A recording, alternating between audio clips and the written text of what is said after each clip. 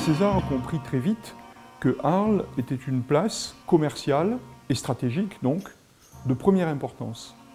Parce que c'est Arles qui est la porte, avec son port, la porte ouverte vers le centre de la Gaule, à travers le fleuve, et du coup, une des portes importantes vers le centre de ce qu'on appelle aujourd'hui l'Europe. Le territoire d'Arles était considéré à l'égal du territoire de Rome.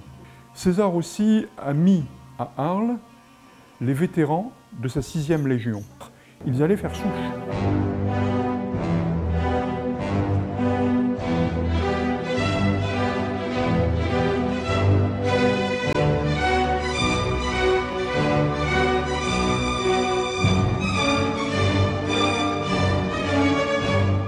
Le miracle d'une ville comme Arles, c'est que dans l'Antiquité, elle était presque plus étendue que la ville d'aujourd'hui.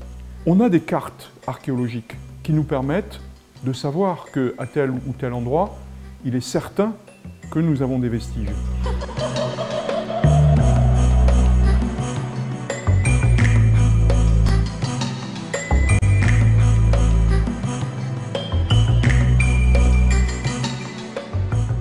Là, on a un gros travail avec la fouille de la verrerie de Trinquetaille. C'est une villa romaine. On sait déjà qu'on va découvrir des enduits peints, donc autrement dit, les décors qui étaient peints sur les murs de ces maisons romaines, on sait qu'on va en découvrir.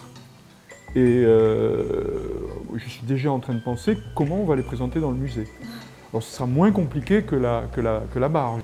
Le bateau Arles-Rhône 3 touche énormément les gens. Ce bateau romain, c'est le seul bateau qui est présenté au monde dans cet état de conservation. Beaucoup de gens dans le public nous disent « c'est émouvant ». Les gens nous disent qu'ils voient les gens travailler là-dessus. Quand vous voyez leurs ustensiles avec leur bol ou leur petite bouilloire avec leur nom marqué dessus, ça vous parle.